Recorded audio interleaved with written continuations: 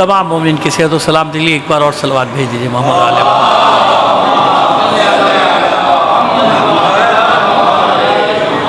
اعوذ باللہ من الشیطان الرجیم، بسم اللہ الرحمن الرحیم، الحمدللہ رب العالمین، الصلاۃ والسلام علی اشرف الانبیاء والمرسلین، سیدنا و نبینا ابی القاسم محمد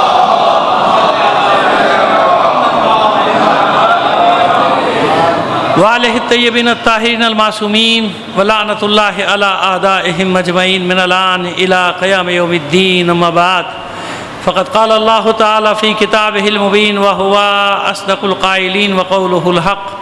بسم اللہ الرحمن الرحیم، ونادیناہ ان یا ابراہیم قد صدقت الرؤیا انا کذالک نجزی المحسنین ان ھذا لہو البلاء المبین وفدیناہ بذبح عظیم وترکنا علیہ فی الآخرین۔ صلوات بھیجیے محمد علیہ محمد کا۔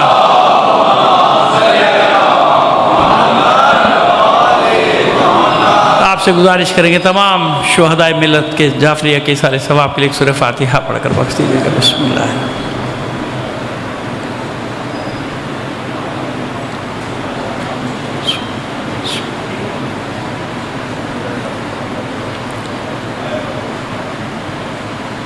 ایک صلوات عنایت فرما دیجیے محمد علیہ محمد۔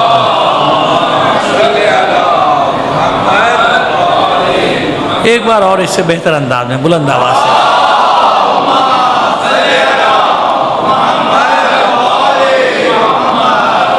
ہم نے آواز دی ابراہیم کو، نادیناہ ان یا ابراہیم، ان کو آواز دی ابراہیم کو، اے ابراہیم قد صدقت الرؤیا، اے میرے خلیل، اے میرے ابراہیم، اے میرے بندے، آپ نے اپنے خواب کو سچا کر دکھایا۔ قد صدقت الرؤیا انا کذالک نجزی المحسنین، اور ہم اسی طرح نیکیاں کرنے والوں کو جزا دیتے ہیں۔ اور صرف جزا کی بات نہیں، ان ھذا لہو البلاء المبین، اس امتحان میں سختی بھی تھی اور صراحت بھی تھی، یعنی ایک صریح اور سخت امتحان تھا جو ہم نے آپ سے لیا، جس میں آپ کامیاب ہوئے، اور اس امتحان کے نتیجے میں ہم نے صلہ یہ دیا فدیناہ بذبح عظیم، ہم نے آپ کی اس قربانی کو، آپ کے اس امتحان کو بدل دیا ایک ذبح عظیم کے ساتھ، جزا میں ذبح عظیم۔ تو ہم نے کل بھی عرض کیا تھا کہ بے شک یہ سنت ابراہیمی ہے جو ہم ادا کرتے ہیں عید الاضحیٰ کے موقع پہ، تمام مسلمان ماشاءاللہ ساری دنیا میں جہاں بھی ہیں ادا کرتے ہیں۔ جو حج پہ ہے وہ واجب اس کے اوپر ہوتا ہے، باقی لوگ اپنے سنت ابراہیمی کے تحت ادا کر رہے ہوتے ہیں۔ لیکن جناب اسماعیل کا بدلہ ایک مینڈھا تھوڑی ہو سکتا ہے، جناب اسماعیل کا بدلہ ایک دمبا تھوڑی ہو سکتا ہے۔ کہاں وہ معصوم، کہاں وہ پیغمبر، کہاں وہ یادگار ابراہیم، کئی اتنی بڑی قربانی دے رہے ہیں۔ بس اس کا مطلب یہ وترکنا فی الآخرین، ترکنا علیہ فی الآخرین، بعد میں یہ بھی کہا گیا کہ اس کو ہم آخر والوں پر بھی چھوڑ دیں گے۔ کیا مطلب چھوڑ دیں گے؟ یعنی آخر تک یہ قربانی یاد رکھی جائے گی، ہمیشہ یہ قربانی یاد۔ تو جہاں بھی صاحبان فہم ہیں وہ جانتے ہیں کہ نہایت اس کی حسین، ابتدا ہے اسماعیل، ہے نا، جو جانتے ہیں وہ جانتے ہیں۔ جہاں بھی تھوڑا بھی شعور ہے انسان کو جانتا ہے کہ پھر ذبح عظیم سے مراد کیا ہے، وہ ذبح عظیم جو اس نسل میں رکھ دی گئی تھی۔ بس فرق صرف اتنا ہے کہ نبی زادہ بچ جائے تو عید مناؤ، نبی زادہ شہید ہو جائے تو غم مناؤ۔ ایک سادہ سا اصول ہے، بالکل، ہے نا، بالکل سادہ سا اصول۔ ہمارے ایک دوست نے بڑی اچھی بات کہی ہمارے برادر اہل سنت کی۔ آج کل آپ جانتے ہیں ماشاءاللہ ایک اتحاد کی فضا ملک میں نہیں بلکہ عالم اسلام میں چھائی ہوئی ہے۔ دعا کریں کہ خدا نظر بد سے بچائے۔ ہاں، وہ دشمنوں کے جو پیڈ ہوتے ہیں نا، تنخواہ دار، ان کو یہ محبتیں راس نہیں آتی۔ آج کل واقعی میں جو ماحول میں تو ظاہر رہتا ہوں، آپ بھی دیکھ رہے ہیں کہ ہر طرف جو ہے ایک محبت کی فضا ہے نا۔ یہ شہداء کے خون کا صدقہ ہے کہ جناب لوگ متوجہ ہو رہے ہیں کہ بھائی جھگڑنے کا کوئی فائدہ، ہم کمزور ہوتے چلے جائیں گے، ہم لڑیں گے آپس میں کمزور کمزور کمزور۔ کہاں جہاں ہم پیچھے کھڑے ہو جائیں گے اپنی رہبری کے، جہاں ہم پیچھے کھڑے ہو جائیں گے، ایک دوسرے کا ہاتھ تھام کر کھڑے ہو جائیں گے، تو وہاں باطل کو نقصان پہنچے گا۔ سمجھ میں آ رہی ہے؟ باطل کو نقصان ہوگا، باطل مایوس ہوگا، باطل کے ساتھ سب کچھ۔ مومن کو اللہ فتح دے گا، مسلمانوں کو فتح دے گا۔ تو ہم ماحول دیکھ رہے ہیں۔ تو میں ایک صاحب کا جملہ، ہمارے مفتی صاحب ہیں، وہ نام میرے ذہن سے نکل رہا ہے، کسی نے سوشل میڈیا پہ مجھے دکھایا تھا، مجھے بہت پسند آیا، اس لیے میں اپنا جملہ کہہ کے نہیں نقل کر رہا کیونکہ یہ خیانت ہو جائے گی، علمی خیانت ہو جائے گی۔ یہ میرا جملہ نہیں ہے، لیکن مجھے پسند بہت آیا کہ جب انہوں نے ایک جملہ کہا کہ بھائی نبی کا دمبا تو یاد رہا، نبی کا کنبہ بھول گئے ہوں۔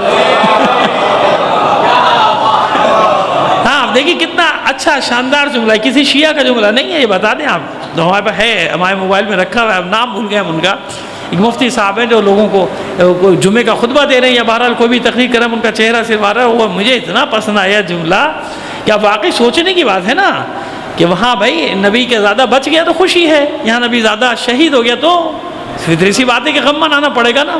تو یہ کہہ رہے ہیں نبی کا دنبا یاد رکھا، نبی کا کنبہ بھول گئے. ہے ایک جملے میں آپ دیکھیے کیا کچھ کتنے مطالب چھپے ہیں، پروردگار عالم ان کی توفیقات میں اضافہ فرمائے. اور آپ بھی دیکھ ہی لیں گے کہیں نہ کہیں مل ہی جائے گا، یہ مسلسل چل رہا ہے، آ رہا ہے، میرے پاس تو کئی بار یہ آ چکا ہے ان کا یہ جملہ.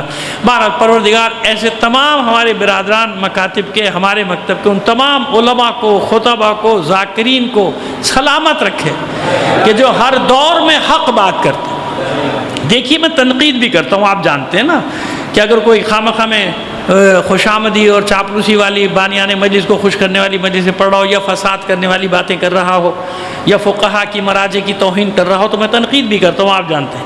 لیکن نہیں، اس کے باوجود میں جانتا ہوں کہ ہمارے خطبہ، ہمارے ذاکرین کی جو اکثریت ہے وہ بڑی مخلص ہے فرش ازا کے ساتھ، اور جو ان کی بساط ہے وہ بساط بھر خدمت کرتے ہیں، اور اب بھی کر رہے ہیں، اور حق کی آواز میں انہوں نے آواز ملائی ہے. اور یہ سب کیوں ہے؟ یہ سب اس لیے ہے، یاد رکھیے ایک بات یاد رکھیے، اس 1400 سال میں، گزشتہ 1400 سال میں جتنے مصائب، جتنی مصیبتیں، جتنے آلام مکتب تشیع پر پڑے، سارے مکاتب ملا کر کسی پر نہیں پڑے. اور جہاں بھی مصیبتیں حد سے زیادہ پڑھی وہ مکاتب فکر مٹ گئے، ختم ہو گئے، نام موجود ہیں تاریخوں میں، نہ معلوم کتنے مذاہب پیدا ہوئے اور ختم ہو، چھٹی، فارغ ہو گئے.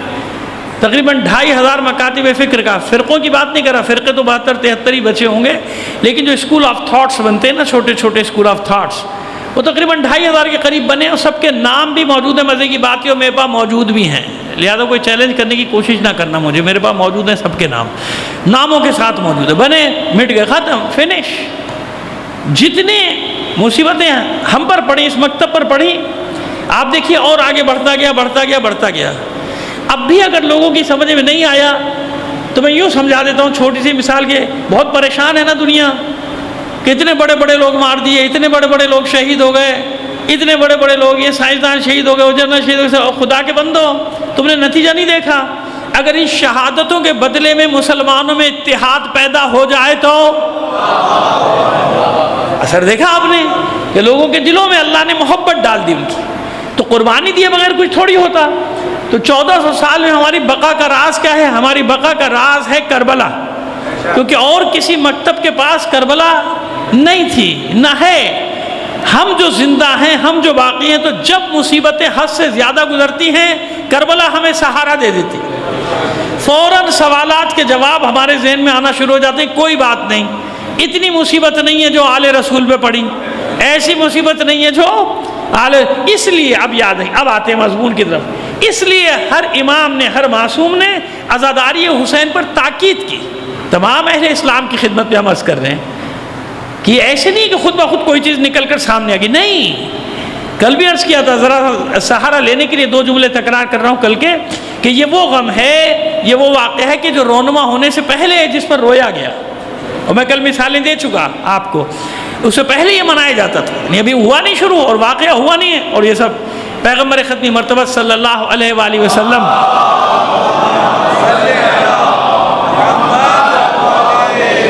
آپ کی روایت واقعات کی طرف میں نے اشارہ کیا، معصوم کونین کی طرف میں نے اشارہ کیا، مولا عارفان کا صفین میں 1 سے 2 زیادہ بار گزر ہوا، ہر بار کا میں نے آپ کی طرف، آپ کے سامنے اشارہ کیا کہ ہر ایک نے تاکید کی. کیوں تاکید کی؟ عزاداری زندہ رہے گی تو تم زندہ رہو گے بھائی.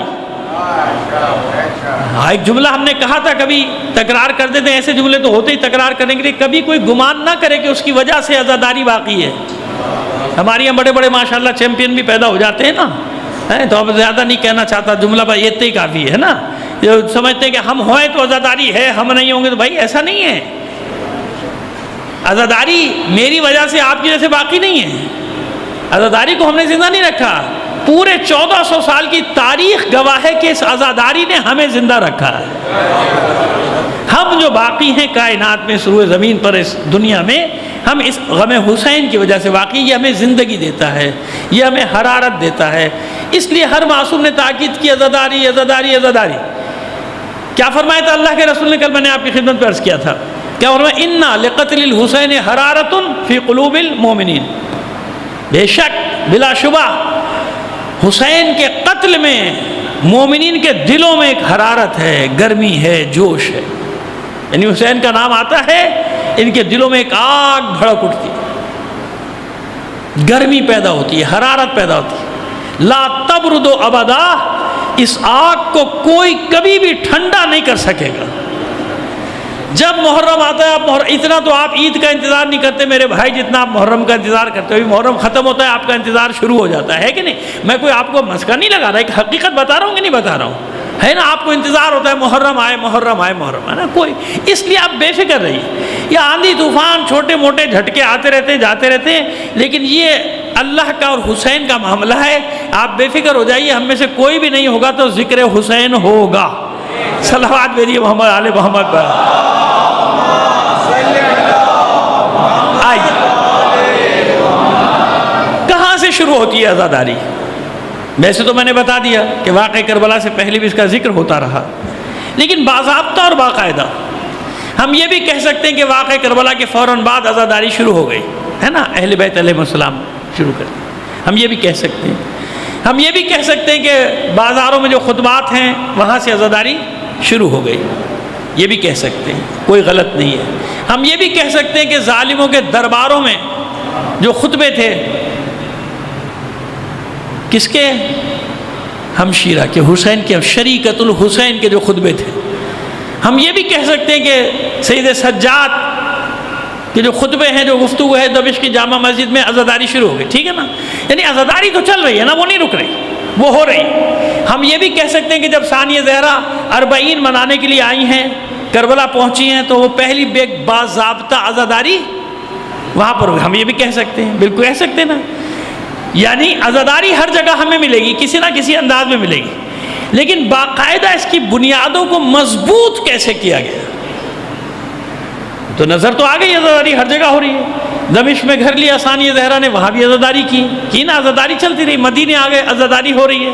بنی ہاشم کے گھروں میں، اور کوئی نہیں، کسی میں ہمت نہیں تھی. کسی میں ہمت ہی نہیں تھی واقع کربلا کا ذکر کرے. کس میں ہمت تھی؟ کوئی نہیں کر سکتا. جانتا تھا مار دیا جاؤں گا یا اٹھا لیا جاؤں گا، غائب کر دیا جاؤں گا، یہ تھا، سب کو معلوم تھا.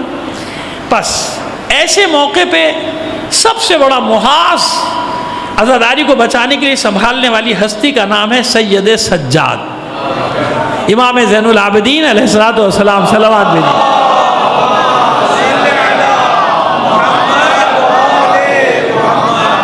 آپ یاد رکھیں نا، عینی شاہد ہے نا، واقع کربلا کے عینی شاہد، خود گزرے ہیں اس سے. اور 10 محرم کے بعد تو اس سے بھی سخت مرحلہ تھا، اس سخت مراحل سے بھی گزرے تھے جس کے لیے خود معصوم فرماتے ہیں کہ میرے لیے قتل ہو جانا آسان تھا. یہ سارے واقعات جو پیش آئے، ان کا سامنا کرنا بڑا مشکل تھا. یہ مصائب واقعی زیادہ تھے، یہ بہت زیادہ تھے. مصائب کے باب میں بتاتے چلے جائیں گے، لیکن اس کے لیے انتخاب تھا نا. 2 ہستیوں کا حسین انتخاب کر کے لائے تھے کہ واقع کربلا کیسے آگے جائے گا. ایک اپنی بہن زینب کو اور ایک اپنے بیٹے سید سجاد کو. میں نے عرض کر دیا کہ لڑنا آسان تھا، لیکن 2-3 بار مولا نے نکلنے کی کوشش کی تھی عاشور کے دن سید امام سید سجاد دے کے میدان میں جائیں، لیکن اللہ غشی طاری کر دیتا تھا. کیوں؟ کیونکہ امامت کو اب بچانا اور امامت کے سلسلے کو آگے لے کر جانا. تو کیا طریقہ کیا؟ دیکھیے، پوری تاریخ تشیع میں، پوری ائمہ طاہرین کے دور میں صرف چند سال کچھ ظاہری آزادی کے ملے.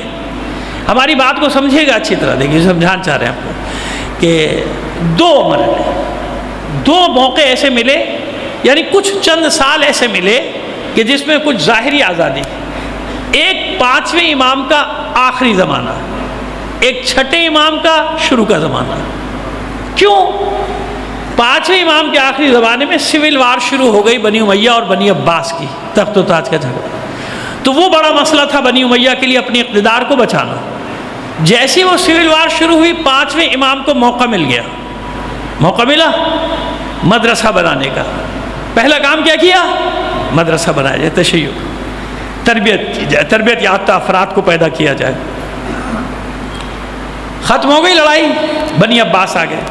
کیونکہ بنی عباس نے شروع میں کیا ظاہر کیا تھا کہ ہم اہل بیت بنی ہاشم کے لیے لڑ رہے ہیں، اہل بیت کے لیے لڑ رہے ہیں، اہل بیت سے محبت۔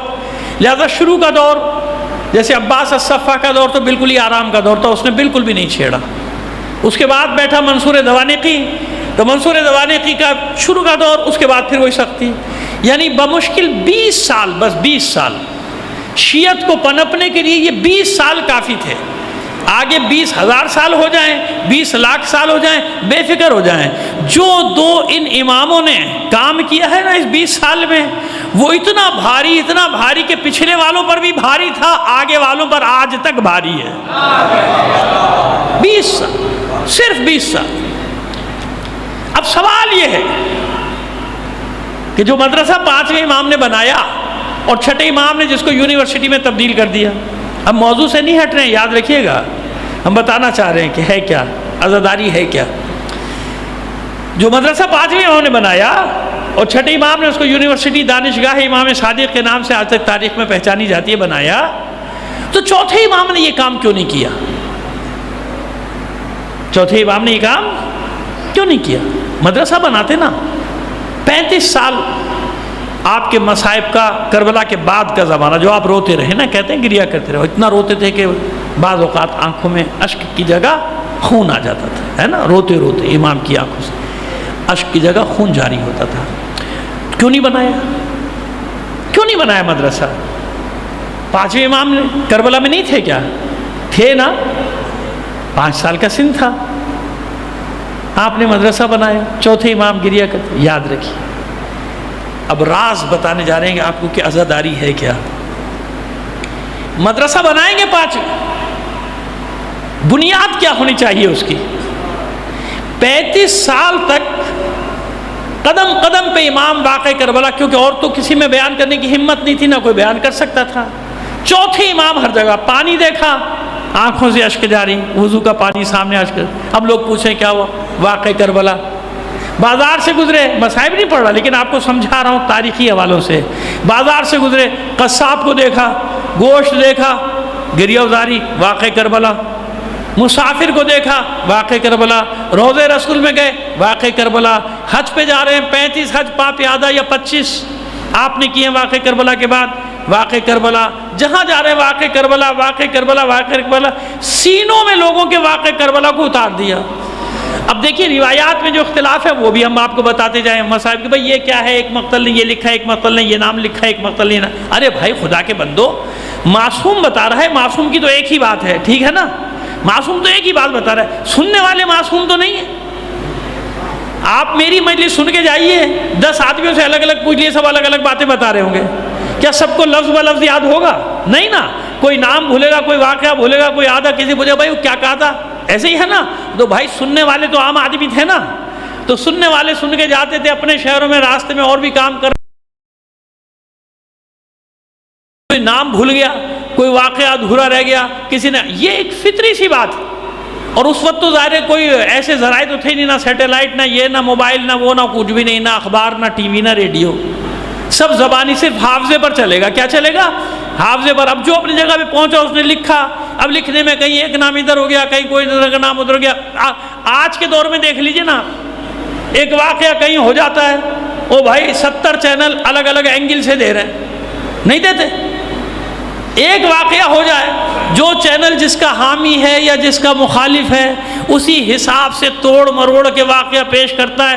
آج بھی پبلک حیران بیٹھے، بھائی صحیح بات کیا ہے، یہ کچھ کہہ رہا ہے، یہ کچھ کہہ رہا ہے، یہ کچھ کہہ رہا ہے۔ تو جب آج کے دور میں ایسا ہو رہا ہے کہ آنکھوں میں دھول جھونکی جا رہی ہے کہ نہیں، صبح شام دیکھتے ہیں نا، اب ایک ہی واقعہ، لیکن سب کی سیاسی وابستگیاں الگ الگ ہیں، تو ہر کوئی اپنے اینگل سے پیش کر رہا ہے، نہیں یوں نہیں ہوا، نہیں یوں نہیں ہوا، نہیں اس کے پیچھے یہ تھا، اس کے آگے یہ تھا، ہے کہ نہیں ہے؟ تو اس زمانے میں تو میں کچھ بھی نہیں تھا۔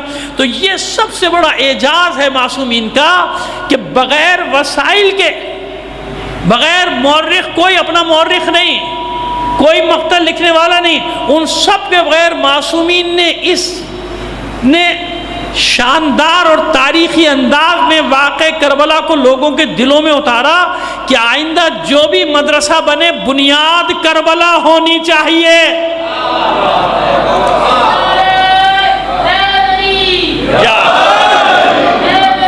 یا بنیاد، پانی بیٹا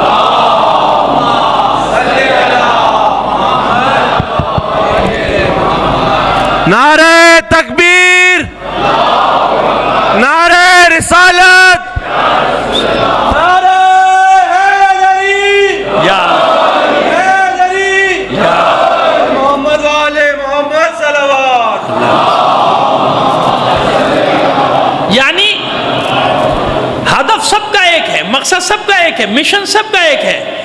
ہر امام اپنے زمانے کے، یعنی زمان و مکان جس کو کہتے ہیں نا، اس زمان و مکان کے حساب سے ہر امام کام کر رہا ہے کہ آنے والے کے لیے اینٹیں رکھ دو، آنے والے کو بنیاد فراہم کرو. اسی لیے یاد رکھیے، کوئی درس، کوئی مجلس 5ویں اور 6ٹھے امام کی ایسی نہیں ہوتی تھی جس کا اختتام ذکر حسین پر نہ ہوتا ہو.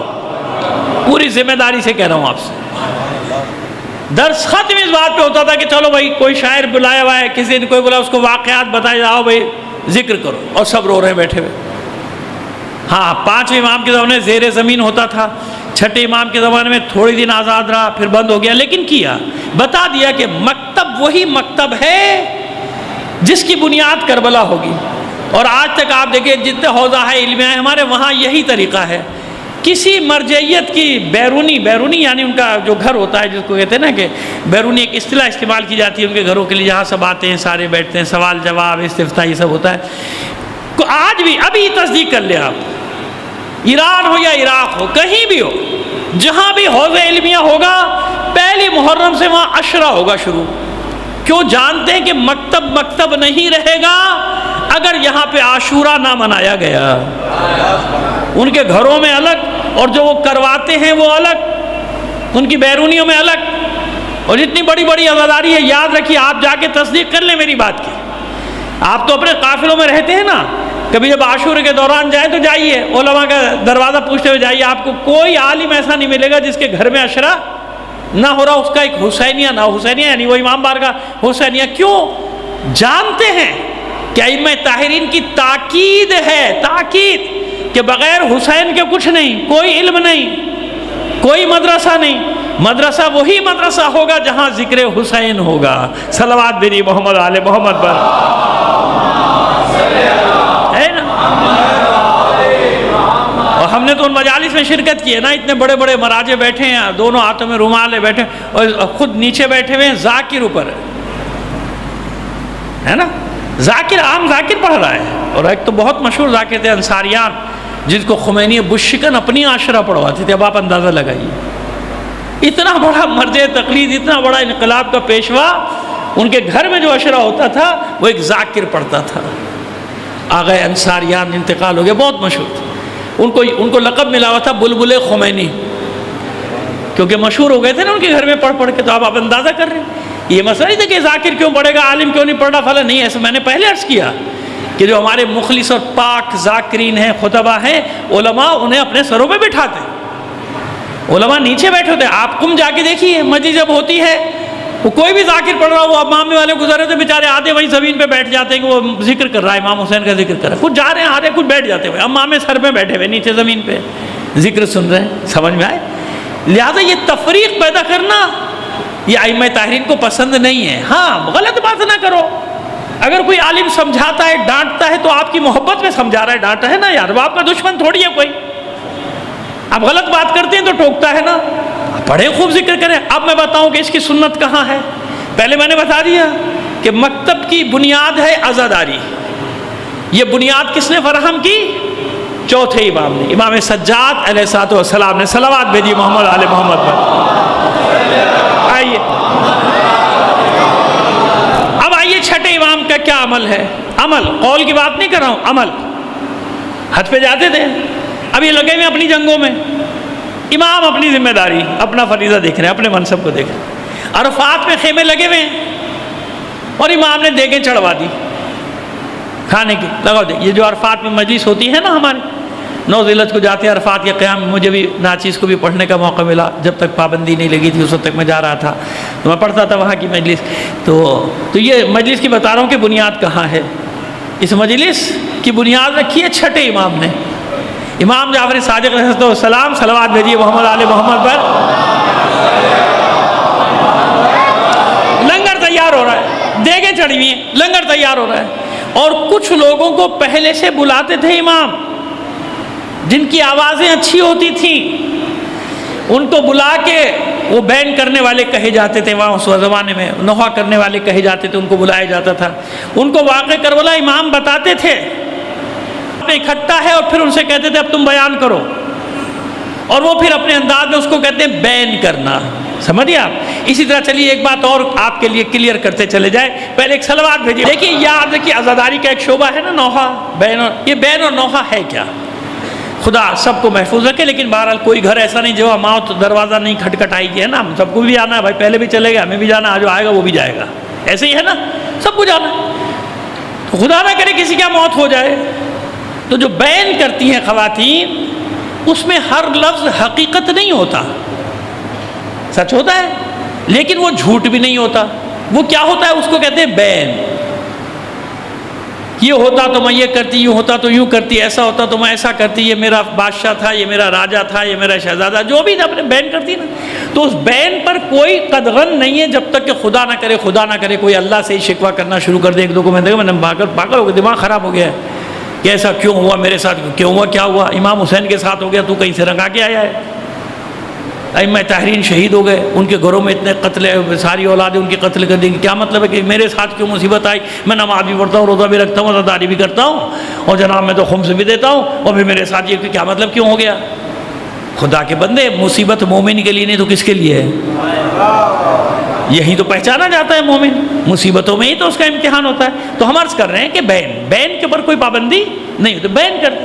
اب اسی بین میں شاعر شعر لکھ دیتے، اشعار لکھتے تو ہر شعر کوئی تاریخی حقیقت نہیں ہوتا، لیکن وہ جھوٹ نہیں ہوتا، کیونکہ شاعری میں ایک حد تک مبالغہ کیا جا سکتا ہے نا مبالغہ. تو ہمارے یہاں بعض اوقات چھوٹی سی بات کو بہت بڑا ایشو بنا دیتے ہیں، اور اس کے بعد جاہلوں کا اس کے پیچھے ہاتھ ہوتا ہے. ارے یوں کہہ دیا، یوں تنقید کر دی، فلاں کر دیا. ارے کیا مطلب تنقید کر دی؟ کیا مطلب ہے تنقید کا؟ کوئی معصوم کے علاوہ ایسا شخص نہیں ہے جس پہ تنقید نہ ہو سکتی ہو، کوئی. سب پہ کیونکہ اسی غلطی کرتا ہے جبھی تو پتہ چلتا ہے انسان ہے، معصوم تھوڑی ہے. تو اگر کوئی پڑھا لکھا آدمی ایک لفظ بتا رہا ہے اصلاح کر رہا ہے، کون سی بڑی بات ہو گئی؟ کیا کون سی قیامت ٹوٹ پڑی؟ نہیں، ایسا نہیں ہوتا بھائی. وہ جھوٹ نہیں بول رہا لیکن مبالغ ہے. اب ہوتا کیا ہے کہ بات سننے والے اسی کو تاریخی حقیقت سمجھ کے پڑھنا، سمجھ رہے ہیں؟ تو نوحہ اور بین ایک الگ چیز ہے. ہمارے بھی بچے نوحے پڑھتے نا ماشاءاللہ، اور لکھنے والے بھی سب پڑھ رہے ہیں، لکھ رہے ہیں. تو اس میں وہ نوحہ ہے، ماتم کے لیے ہے، وہ بین ہے، جیسے بین کرتے ہیں. اس میں ہر لفظ بس میں بہت احتیاط سے سمجھانے کی کوشش کر رہا ہوں. انشاءاللہ مجھے امید ہے کہ آپ لوگ سمجھ گئے ہوں گے جو میں سمجھانا چاہ رہا ہوں. کہ اس سے زیادہ بولوں گا تو پر جلنے لگتے ہیں. یہاں مشکل ہے، ایک لفظ بھی نکلنا بھی تو مشکل ہے. سوشل میڈیا سے بس وہ ایک لفظ نکالے گا میرا 5 سیکنڈ کا، اور میرا ٹین بن جائے گا پورے پاکستان میں نا. ہمارے بچے بڑے ہیں، پروردگار سب کو محفوظ رکھے. بیٹا یہ شر پھیلانے سے بڑا گناہ کوئی بھی نہیں. اپنی نفس کی تسکین کے لیے کہ میرا یہ ویڈیو وائرل ہو جائے، میرے ویورز 1 ملین آ گئے، 2 ملین، اسے معلوم ہی نہیں ہے کہ کتنا بڑا گناہ کیا ہے اس نے. ملت میں شر پھیل گیا اس کی. خدا کے بندو، زبان ہے انسان کی، معصوم کی تھوڑی ہے، سلپ ہو سکتی ہے، پھسل سکتی ہے، کوئی لفظ غلط. کیا ہوا؟ قیامت آ گئی؟ نہیں، ان کا یہی نکالو 10 سیکنڈ کا پیس ہو گیا. ہمارے شام کو کچھ ہو، مزہ آ گیا. اب اس کے جواب میں لگے میں سب ایک دوسرے کو برا بھلا کہہ رہے. نہیں کرو نا ایسا بھائی، ایسا نہیں کرو. میں نے آپ کو بتایا کہ نوحہ بین، ان نوحے والیوں کو بلایا جاتا تھا. حتیٰ کہ حضور کے زمانے میں بھی رونے والیوں کا وجود ہے، جن کو بلایا جاتا تھا. رونے والیوں کو جنازوں پہ روتی تھی. بڑے بڑے جو خاندان ہوتے تھے وہ پیسے دے کے بلواتے تھے کہ آؤ ہمارے جنازوں پہ. ان کو بتایا جاتا تھا مرنے والے کی صفات، وہ پڑھتی. پوری تاریخ ہے، کوئی نہیں بتاتا آپ کو تو نہ بتائے. میں تو 40 سال سے پڑھ بھی رہا ہوں تاریخ اور پڑھا بھی رہا ہوں، مجھے معلوم ہے یہ سب موجود ہے. ایسا ہوتا تھا. تو امام نے یہ سنت ڈالی، باقاعدہ وہ مجلس اعضاء کا آغاز ہو رہا ہے، آ رہے ہیں لوگ جمع ہو گئے، آ جائے بھائی سب جمع ہو گئے. وہاں جناب دیگیں چڑھی ہوئی ہیں اور امام کہہ رہے ہیں مجلس پڑھو. اب وہ مجلس پڑھ رہا ہے، امام بیٹھے ہوئے، وہ ممبر پہ، امام نیچے. امام کے مکتب میں جب امام دعوت دے کے کسی بڑے شاعر کو بلاتے تھے کہ مرثیہ پڑھو، میرے جد حسین کا مرثیہ پڑھو، تو ممبر پہ بیٹھتا تھا، امام نیچے بیٹھے. کاش یہ ذاکر حسین اپنے منصب کو پہچان لیتا تو پھر کبھی ایسی بات نہ کرتا جس سے اس کا مولا ناراض ہو جائے۔ یہ کتنی بڑی عزت دیتا ہے مولا، اس سے بڑی کوئی عزت ہے کہ میں ادنا سا طالب علم اوپر بیٹھا ہوا ہوں اور بڑے بڑے پڑھے لکھے لوگ نیچے زمین پہ بیٹھے ہوں۔ یہ ذکر حسین کا اعجاز ہے بھائی، یہ منصب معصوم نے دیا ہے پڑھنے والے کو کہ میرے جد کا ذکر کر رہا ہے تو بلندی پر بیٹھے گا، میرے حسین کا میرے جد کا ذکر کر رہا ہے تو مولا کا ذکر تو اوپر بیٹھے گا۔ اگر سوچے انسان تو آپ خود سوچیں کتنا بڑا منصب ہے۔ یہ غرور کے لیے ہے، یہ تکبر کے لیے ہے، یہ دوسروں کو اپنے سے کمتر سمجھنے کے لیے نہیں، یہ ایک منصب ہے جو حسین نے دیا۔ اس کو عمل درآمد کیا کس نے؟ چھٹے امام نے، اوپر بٹھا کے ممبر پہ، وہ خود نیچے بیٹھے۔ اور اتنا مشہور واقعہ ہے، میں بارگاہ معصومین میں دستبستہ عرض کر رہا ہوں کیونکہ میں نے اتنے تواتر کے ساتھ اس واقعے کو سنا ہے، اتنا مسلسل سنا ہے اور اتنے بڑے بڑے علماء سے سنا ہے کہ مجھے اس کی صداقت پر یقین ہے کہ ایک روز جب مجلس ہو رہی تھی نا، امام سامنے بیٹھے تھے، پڑھ رہا تھا پڑھنے والا، ایک شاعر مرثیہ پڑھ رہا تھا، الگ الگ شاعر آتے تھے پڑھتے تھے، تو امام، لوگوں نے دیکھا، شاگردوں نے دیکھا کہ امام اٹھے اور وہاں جا کے بیٹھ گئے جہاں عزاداروں کی جوتیاں رکھی ہیں، چپلیں رکھی، وہاں جا کے بیٹھے۔ تو لوگوں کے لیے ایک عجیب بات تھی نا یہ کہ امام نے ایسے کیوں کیا، وہاں جا کے کیوں؟ مجلس تمام ہوئی اور رو رہے ہیں، بے تحاشا رو رہے ہیں۔ تو پھر کچھ شاگردوں نے آگے بڑھ کے سوال کیا، فرزند رسول آپ وہاں بیٹھے تھے، اچانک اب بیچ مجلس میں جب شہادت حسین پڑھی جا رہی تھی آپ اٹھے اور وہاں چلے گئے۔ عزاداروں، پھر میں توبہ کر کے استغفار کر کے آپ تک پہنچا رہا ہوں یہ جملے، لیکن ہے یہ جملے۔ پھر امام رونے لگے، کہتا میں کیا کرتا، جب وہ میرے جد کی شہادت پڑھ رہا تھا تو میری دادی زہرا،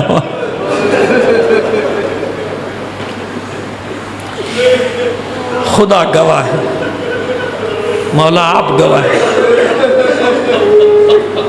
ہم اس قابل نہیں ہیں، بخدا ہم اس قابل، لیکن اتنا تو یقین کر لو کہ جب حسین کا ذکر ہو رہا ہوگا تو زہرا کسی بلند مقام پہ یہاں موجود ہو، اپنے حسین کے عزاداروں کو دیکھ رہی ہوگی۔ پروردگار ان پر اپنی رحمت نازل فرمانا، یہ میرا کلیجہ ٹھنڈا کرنے کے باعث ہیں میرے۔ حسین کے عزادار دعائیں دیتی، اور وہ دعائیں پڑھوں گا، فاطمہ زہرا نے جو آپ کو دعائیں دی ہیں پڑھوں گا میں انشاءاللہ، زندگی رہی ابھی آئیں گے کس طرح سے اپنے حسین کو رونے والے کے لیے دعا کی ہے پانچویں امام نے، چھٹے امام نے۔ پروردگار ان کو مصیبتوں سے دور رکھنا، یہ حسین کے عزادار ہیں، یہ حسین کے ماتمدار ہیں۔ آپ کہتے ہیں نا یا لیتنا کننا معکم فنفوز فوزا عظیما، کاش کربلا والو ہم ہوتے تو ہم بھی اس عظیم درجے پر فائز ہوتے ہیں۔ عزاداروں یاد رکھو، یہ محبت یک طرفہ تھوڑی ہے۔ آپ حسین کو اب یاد کرتے ہیں نا، حسین نے آپ کو کربلا میں یاد کیا تھا، پورے تاریخی ثبوت کے ساتھ آپ کو بتا رہا ہوں، حسین نے آپ کو کربلا میں یاد کیا تھا۔ جانتے ہیں نا آج 2 محرم ہے، آج حسین کربلا پہنچے، اور میں مقتل کی مشہور روایت سے الگ ہٹ کے کبھی بھی نہیں پڑھتا۔ یہی وہ مقام ہے جہاں آپ کی سواری نے آگے بڑھنے سے انکار کر دی، سر جھکا کے سواری۔ کہتے ہیں کہ امام نے کئی سواریاں بدلی مگر کوئی سواری آگے نہیں بڑھی۔ کوئی قبیلہ آس پاس رہتا ہے، کہا بنی اسد کا بلاؤ ان کے لوگوں کو۔ بنی اسد کے لوگوں کو معلوم ہوا کہ فرزند رسول تشریف لائے، دوڑے دوڑے آگے پھر پوچھا اس زمین کا نام کیا ہے؟ بلند آواز سے لوگوں نے کہا غازریہ، کہا اور کوئی نام؟ کہا شط الفرات، اور کوئی نام؟ کہا طف، اور کوئی نام؟ نینوا، اور کوئی نام؟ وہ نام بتاتے جا رہے ہیں، امام کی بار بار تکرار، اور کوئی، اور ایسا لگ رہا ہے کہ بنی اسد کے لوگ بھی چھپا رہے ہیں کچھ۔ جب سارے نام ختم ہو گئے پھر امام نے پوچھا اور کوئی نام؟ تو پھر کسی نے دبے لفظوں سے کہا فرزند رسول اسے کرب و بلا بھی کہتے ہیں، لیکن اے فرزند رسول خدا را یہاں ٹھہرنے کا قصد نہ کیجئے گا۔ ہم سنتے چلے آ رہے ہیں اپنے بزرگوں سے کہ زمین سے کوئی نبی یا نبی زیادہ خوش نہیں گیا، مصیبت ضرور دیکھی۔ بس امام نے اتنا سنا کہ اس کا نام کرب و بلا ہے، یہ کہتے ہوئے اپنے سواری سے نیچے آئے کہ انا للہ و انا الیہ راجعون، بس ہماری منزل آ گئی، یہی ہماری سواریوں کے ٹھہرنے کی جگہ ہے، یہی ہمارے خیمے لگیں گے، یہی ہم رہیں گے، یہی ہم قتل کیے جائیں گے، یہی ہم دفن کیے جائیں گے، یہیں سے قیامت کے دن اٹھائے جائیں گے۔ عباس ناخے بٹھا دو، محملیں اتار دو، خیمے لگانے کا انتظام کرو۔ بس عزاداران حسین پوچھا یہ زمین کس کی ہے؟ بنی اسد نے کہا ہماری ملکیت ہے، کہا مجھے بیچ دو۔ اور آپ کو بتا دیں کہ جو معتبر کتابوں میں لکھا ہے اس کا علاقہ لکھا ہے 16 مربع کلومیٹر۔ اب تو کربلا ایک پورا صوبہ ہے نا، اور شہر بھی بہت بڑا ہے، لیکن وہ جو کربلا جو حسین نے خریدی تھی زمین، اس کا ایریا کتنا ہے؟ 16 مربع کلومیٹر۔ بنی اسد کے لوگوں نے کہا ہم آپ کو دیتے ہیں، ہم آپ کو یوں ہی دیتے ہیں، آپ لے لیجیے، ہبہ کرتے۔ کہا نہیں، سودا کرو، خریدنا چاہتا ہوں۔ مکاتبہ ہوا، پیبالا لکھ دیا گیا، حسین کے حوالے کاغذات کر دی گئی، یہ آپ کی زمین، میری زمین ہو گئی۔ 60,000 درہم یا 60,000 دینار میں سودا ہوا، دے دیے پیسے، زمین میری۔ کہا میں تمہیں ہبہ کرتا ہوں 3 شرطوں کے ساتھ۔ پہلی شرط دیکھو، کچھ ہی دن بعد ہم قتل کر دیے جائیں گے، ہمارے لاشوں کو دفنا دینا۔ دوسری شرط، اس زمین پہ کھیتی باڑی نہ کرنا۔ جانتے ہیں نا، اب میں آپ کو بتا رہا ہوں کیوں۔